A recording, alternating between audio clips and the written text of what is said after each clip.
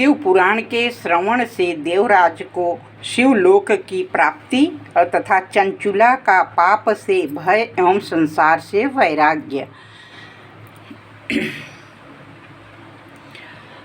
सौनक जी ने कहा, महाभाग सूत जी, आप धन्य हैं, परमार्थ तत्व के ज्ञाता हैं। आपने कृपा करके हम लोगों को यह बड़ी अद्भुत एवं दिव्य कथा सुनाई है। भूतल पर इस कथा के समान कल्याण का सर्वश्रेष्ठ साधन दूसरा कोई नहीं। यह बात हमने आज आपके कृपा से निश्चय पूर्वक समझ ली। सूत जी, कलयुग में इस कथा के द्वारा कौन कौन से पापी शुद्ध होते हैं, उन्हें कृपा करके बताइए और हमें कृतार्थ कीजिए। सूत जी बोले, मुने, जो मनुष्य पापी, दुराचारी, खल तथा काम क्रोध आदि में निरंतर डूबा रहता है, वे भी इस पुराण के श्रवण पठन से अवश्य ही शुद्ध हो जाता है। इसी विषय में जानकर मुनि इस प्राचीन इतिहास का उदाहरण दिया करते हैं। श्रवण मात्र से पापों का पूर्णतया नाश हो जाता है। पहले की बात है, कहीं किरातों के नगर में एक ब्राह्मण रहता था जो ज्ञान में अत्यंत दुर्बल, दरिद्र, रस बेचने वाला तथा वैदिक धर्म से विमुख था। वह स्नान संध्या आदि कर्मों से भ्रष्ट हो गया था। वैश्य वृत्ति में तत्पर रहता था। उसका नाम था देवराज। वह अपने ऊपर विश्वास करने वाले लोगों को ठगा करता था। उसने ब्राह्मणों, क्षत्रियों, वैश्यों, शूद्रों, दूसरों को भी अनेक वाहनों से मारकर उनका धन हड़प कर लिया करता था, परंतु उस पापी का थोड़ा सा भी धन कभी धर्म के काम में नहीं लगा था। वह वैश्यागामी और सब प्रकार से आचार भ्रष्ट था। एक दिन घूमता घामता दैव योग से प्रतिष्ठानपुर झूसी प्रयाग में जा पहुंचा। वहां उसने एक शिवालय देखा जहां बहुत से साधु महात्मा एकत्र हुए थे। देवराज उस शिवालय में ठहर गया, किंतु वहां उस ब्राह्मण को ज्वर आ गया। ज्वर से वो बड़ी पीड़ा होने लगी। वहां ब्राह्मण देवता शिव पुराण की कथा सुना रहे थे। ज्वर में पड़ा हुआ देवराज ब्राह्मण के मुखारबिंद से निकली हुई उस शिव कथा को निरंतर सुनता रहा। 1 मास के बाद वह ज्वर से अत्यंत पीड़ित होकर चल बसा। यमराज के दूत आए, उसे पासों से बांधकर बलपूर्वक यमपुरी ले गए। इतने में ही शिवलोक से भगवान शिव के पार्षदगण आए और उनके गौर अंग कर्पूर के समान उज्ज्वल थे। हाथ त्रिशूल से सुशोभित रहे थे। उनके संपूर्ण अंग भस्म से उद्भासित थे। रुद्राक्ष की मालाएं उनके शरीर की शोभा बढ़ा रही थी। वे सबके सब क्रोध पूर्वक यमपुरी में गए। यमराज के दूतों को मार पीट कर बारंबार धमकाकर उन्होंने देवराज को अपने चंगुल से छुड़ा लिया।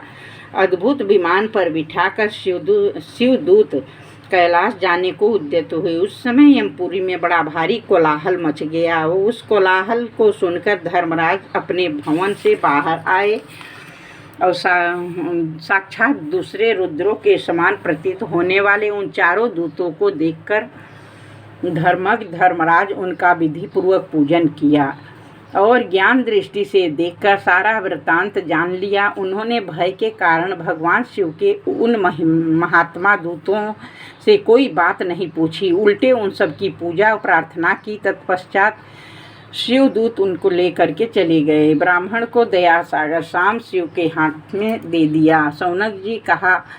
सौनक जी ने कहा, महाभाग सूत जी, आप सर्वज्ञ हैं। महामते, आपके कृपा प्रसाद से मैं बारंबार कृतार्थ हुआ। इस इतिहास को सुनकर मेरा मन अत्यंत आनंद से निमग्न हो रहा है। अतः भगवान शिव में प्रेम बढ़ने वाली शिव संबंधी दूसरी कथा को भी कहिए। सूत जी बोले, सौनक जी, सुनो, मैं तुम्हारे सामने गोपनीय कथा वस्तु का भी वर्णन करूंगा, क्योंकि तुम शिव भक्त में अग्रगण्य और वेद वेत्ताओं में श्रेष्ठ हो। समुद्र के निकटवर्ती प्रदेश में एक बास्कल नामक ग्राम है, जहाँ वैदिक धर्म से विमुख महापापी द्विज निवास करते थे। वे सबके सब बड़े बड़े दुष्ट हैं। उनका मन दूषित विषय भोगों में लगा रहता। देवताओं पर विश्वास करते हैं, न भाग्य पर। कुटिल वृत्ति वाले, किसानी करते, भांति भांति के घातक अस्त्र शस्त्र रखते, बिल्कुल मनुष्य के लिए परम पुरुषार्थ है, इस बात को वो बिल्कुल नहीं जानते।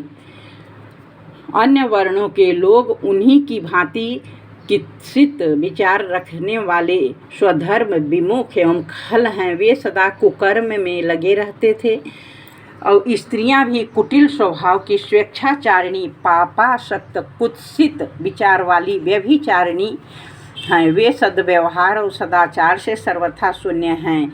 दुष्टों का ही निवास था। उस वास्कल नामक ग्राम में किसी समय एक बिंदुक नामधारी ब्राह्मण रहता था। वो अधम था, दुरात्मा था, महापापी, कुमार्ग पर चलने वाला। उसकी पत्नी नाम चंचुला था। वह सदा उत्तम धर्म के पालन में लगी रहती थी, तो भी उसे छोड़कर वह दुष्ट ब्राह्मण वैश्यागामी हो गया।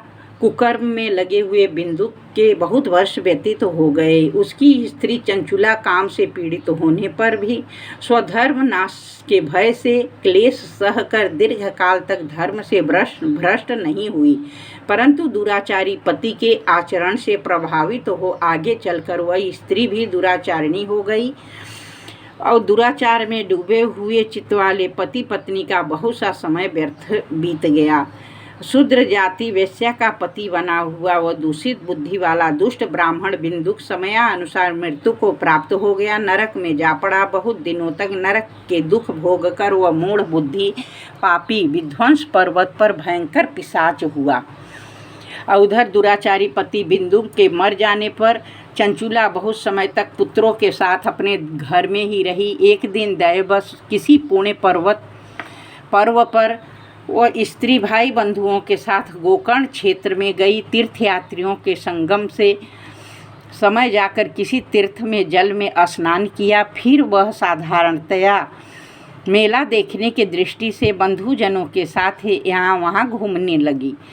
एक जगह कथा शिव पुराण का हो रहा था। भगवान शिव की परम पवित्र एवं मंगलकारिणी उत्तम पौराणिक कथा सुनी। कथावाचक ब्राह्मण कह रहे थे कि जो स्त्रियां पर पुरुषों के साथ व्यभिचार करती हैं वे मरने के बाद यमलोक में जाती हैं। यमराज के दूत उनकी योनि में तपे हुए लोहे का परीख डालते हैं। पौराणिक ब्राह्मण के मुख से वैराग्य बढ़ाने वाली कथा सुनकर चंचुला भय से व्याकुल हो गई और कांपने लगी। जब कथा समाप्त हुई तो और सुनने वाले सब लोग वहाँ से चले गए।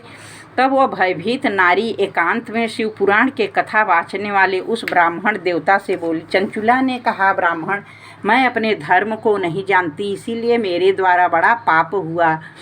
कृपा करके मेरा उद्धार कीजिए। आज आपके वैराग्य रस से ओतप्रोत इस प्रवचन को सुनकर मुझे बड़ा भय लग रहा है, कांप रही हूँ। मुझ मूढ़ चित्त वाली पापनी को धिक्कार है। मैं सर्वथा निंदा के योग्य हूँ, कुत्सित विषयों में फंसी हुई हूँ, धर्म से विमुख हो गई हूँ। हाय, जाने किस किस घोर कष्टदायक दुर्गति में मुझे पड़ना पड़ेगा। कौन बुद्धिमान पुरुष कुमार्ग में मन लगाने वाले मुझ पापनी का साथ देगा। मृत्यु काल में उन भयंकर यमदूतों को मैं कैसे देखूंगी।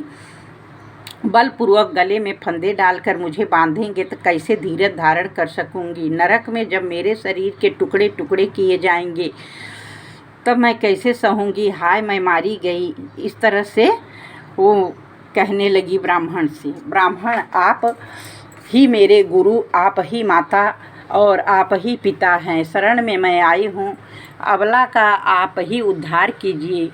वैराग्य से युक्त हुई चंचला ब्राह्मण देवता के दोनों चरणों में गिर पड़ी। तब उस बुद्धिमान ब्राह्मण ने कृपापूर्वक उसे उठाया और शिव पुराण की कथा वो 9 दिन तक चंचुला ने सुना था। अगली कहानी अगले दिन होगा।